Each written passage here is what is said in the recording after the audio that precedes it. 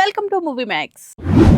సినీ ఇండస్ట్రీలో టాలెంట్ ఒక్కటే సరిపోదు, దానికి తోడు సరైన విజయం అవసరమే. కొంతమందికి తొలి సినిమాతోనే స్టార్డమ్ వస్తే మరికొందరు హిట్ కోసం చాలా కాలం ఎదురు చూడాల్సి వస్తుంది. హీరోయిన్ భాగ్యశ్రీ బొర్సే జర్నీ దాదాపు అలాంటిదే. వరుస అవకాశాలు వచ్చినా సరైన కమర్షియల్ సక్సెస్ మాత్రం దూరంగానే నిలిచింది. అయితే తాజాగా వచ్చిన లెనిన్ ఆమెకు ఎంతో కాలంగా ఎదురు చూస్తున్న రిలీఫ్ ఇచ్చినట్లు కనిపిస్తోంది. రవితేజ సరసన మిస్టర్ బచ్చన్ సినిమాతో తెలుగు ప్రేక్షకులకు పరిచయమైన భాగ్యశ్రీ తొలి చిత్రంతోనే తన అందం, స్క్రీన్ ప్రెజెన్స్ తో ఆకట్టుకుంది. సినిమా ఆశించిన రిజల్ట్స్ అందుకోకపోయినా ఆమెకు మాత్రం మంచి గుర్తింపు వచ్చింది. దీంతో టాలీవుడ్ లో వరుస అవకాశాలు దక్కాయి. ఆ తర్వాత కింగ్డమ్, కాంతా, ఆంధ్ర కింగ్ తాలూకా వంటి ప్రాజెక్టుల్లో నటించిన ఆ సినిమాలు బాక్సాఫీస్ వద్ద ఆశించిన స్థాయిలో విజయాలు సాధించలేకపోయాయి. సాధారణంగా ఇలాంటి పరిస్థితుల్లో హీరోయిన్ల కెరీర్ పై ఎఫెక్ట్ పడుతుంది. కానీ భాగ్యశ్రీ విషయంలో పరిస్థితి భిన్నంగా కనిపించింది. వరుస రిజల్ట్స్ అనుకూలంగా రాకపోయినా దర్శక నిర్మాతలు ఆమెకు అవకాశాలు ఇస్తూనే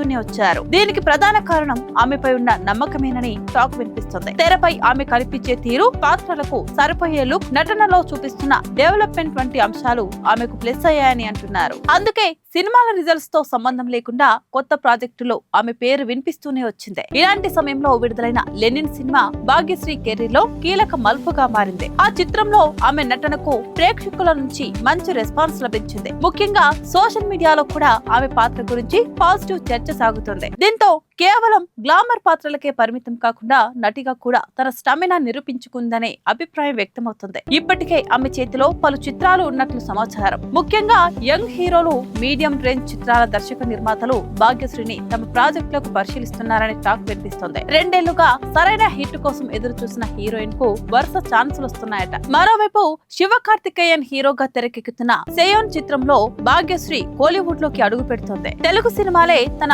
ఫస్ట్ ప్రిఫరెన్స్ అయినప్పటికీ ఇతర భాషల్లోనూ అవకాశాలు రావడం ఆమె కెరీర్ కు మరింత బలం చేకూర్చే అవకాశం ఉందని చెప్పాలి. ఏదేమైనా హిట్ కోసం 2 ఏళ్లుగా ఎదురు చూసిన భాగ్యశ్రీకి లెనిన్ విజయం కొత్త జోష్ ఇచ్చినట్లు కనిపిస్తుంది. వరుస ప్లాఫుల మధ్య అవకాశాలు కోల్పోకుండా ముందుకు సాగిన ఆమెకు లెనిన్ మూవీ కెరీర్ లో టర్నింగ్ పాయింట్ గా మారుతుందా లేదా అన్నది రాబోయే చిత్రాల రిజల్ట్ పై ఆధారపడి ఉంటుంది. అయితే ప్రస్తుతం మాత్రం టాలీవుడ్ లో ఆమె పేరు మళ్లీ గట్టిగానే వినిపిస్తోంది. సుమారు 3000 సంవత్సరాల క్రితం హోమర్ రాసిన ఒడిస్సీ మహాకావ్యం నేటికి ప్రపంచ సాహిత్యంలో గొప్ప నిధిగా నిలుస్తోంది. కాలం గడుస్తున్న కొద్దీ అనేక మార్పులు చోటు చేసుకుంటున్న గ్రీక్ వీరుడైన ఒడిస్సియస్ సాహసయాత్ర, అతను ఇంటికి తిరిగి రావడానికి పడే తపన నేటికి పాఠకులను ఆకట్టుకుంటూనే ఉంది. అయితే ఆధునిక సాంకేతికత పుణ్యమా ఈ క్లాసిక్ సాహిత్యం ఇప్పుడు పుస్తకాల కంటే వికీపీడియా వంటి డిజిటల్ ప్లాట్ఫామ్ల ద్వారా ఎక్కువ మందికి చేరుతోంది. తాజా గణాంకాల ప్రకారం వికీపీడియాలో ఒడిస్సీకి సంబంధించిన పేజీలను వీక్షించే వారి సంఖ్య గణనీయంగా పెరిగింది. ఇది ఒక ఆసక్తికరమైన పరిణామం. ఒకప్పుడు గ్రంథాలయాలకు వెళ్లి లోతుగా అధ్యయనం చేసిన వారు ఇప్పుడు క్షణాల్లో సమాచారం కోసం ఇంటర్నెట్ పై ఆధారపడుతున్నారు. భారీ పుస్తకాలను చదివే సమయం లేని నేటి తరం ఈ కావ్యంలోని ముఖ్య ఘట్టాలను, పాత్రల నేపథ్యాన్ని వికీపీడియా ద్వారా తెలుసుకోవడానికి ప్రాధాన్యత ఇస్తున్నారు. ఈ మార్పుకు ప్రధాన కారణం సమాచార లభ్యత. పురాతన కావ్యాలను చదవడం క్లిష్టంగా అనిపించినప్పుడు వాటిని సరళమైన భాషలో విశ్లేషించే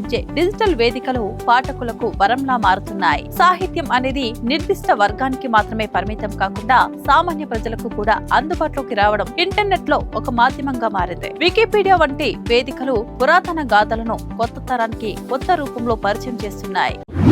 టాలీవుడ్ లో కొరియోగ్రాఫర్ జానీ మాస్టర్ చుట్టూ మరోసారి వివాదం చర్చనీయాంశంగా మారింది. సాధారణంగా స్టార్ హీరోల సినిమాలో డాన్సులతో సందడి చేసే జానీ మాస్టర్ ఇప్పుడు తన కొరియోగ్రఫీ కంటే ఫెడరేషన్ తో నెలకొన్న విభేదాల కారణంగా కొన్ని రోజులుగా వార్తల్లో నిలుస్తున్నారు. తాజాగా Telugu film industry employees federation తీసుకున్న నిర్ణయం ఇప్పుడు హాట్ టాపిక్ గా మారింది. ఫిలిం ఫెడరేషన్ ప్రకటించిన వివరాల ప్రకారం జానీ మాస్టర్ పై సహాయ నిరాకరణ విధించాలని నిర్ణయించారు. అంటే ఆయన ఏ సినిమాలో పనిచేసినా ఫెడరేషన్ పరిధిలోని ఇతర క్రాఫ్టుల సభ్యులు ఆ చిత్రానికి కోఆపరేట్ చేయకూడదని సూచించింది. ఆ నిర్ణయాన్ని నిర్మాతలకు కూడా అధికారికంగా తెలియజేయనున్నట్లు ఫెడరేషన్ స్పష్టం చేసింది. దీంతో ఆ వ్యవహారం వ్యక్తిగత విభేదాల స్థాయిని దాటి పరిశ్రమ రేంజ్ లో చర్చకు దారితీసింది. వాస్తవానికి ఫెడరేషన్ అభ్యంతరాలకు అసలు కారణంగా జానీ మాస్టర్ వ్యవహార శైలి నిలిచింది. సంస్థ నిబంధనలకు విరుద్ధంగా ప్రవర్తించడం, ఫెడరేషన్ నాయకత్వంపై బహిరంగ వ్యాఖ్యలు చేయడం, సభ్యుల మధ్య విభేదాలు సృష్టించేలా మాట్లాడడం వంటి అంశాలపై ఫెడరేషన్ తీవ్ర అసంతృప్తి వ్యక్తం చేసినట్టు తెలుస్తోంది. ఈ నేపథ్యంలో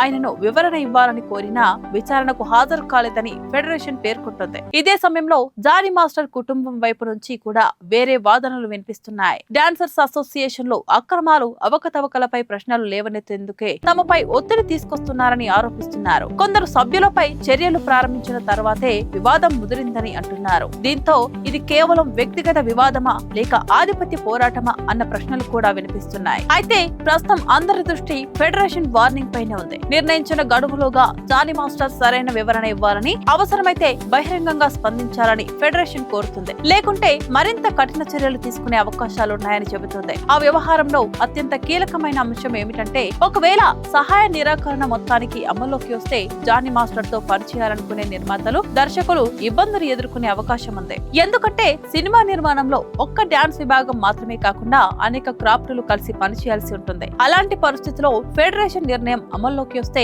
పలు ప్రాజెక్టులపై ఎఫెక్ట్ పడే అవకాశం కోసం అంతా డిస్కస్ చేసుకుంటున్నారు. ప్రస్తుతం పరిస్థితి చూస్తే ఆ వివాదానికి ముగింపు జానీ మాస్టర్ రెస్పాన్స్ పైనే ఆధారపడి ఉన్నట్లు కనిపిస్తోంది. ఆయన వివరణ ఇస్తారా, ఫెడరేషన్ తో రాజీకి వస్తారా, లేక వివాదం ముదురుతుందా అన్న ప్రశ్నలకు సమాధానం రానున్న రోజుల్లో తేలనుంది. అప్పటి వరకు ఆ విషయం హాట్ టాపిక్ గా కొనసాగే అవకాశం కనిపిస్తుంది. మళ్ళీ మరో ఇంట్రెస్టింగ్ ఎపిసోడ్ తో కలుద్దాం. అంతవరకు స్టే కనెక్టెడ్ స్టూడియో యువ.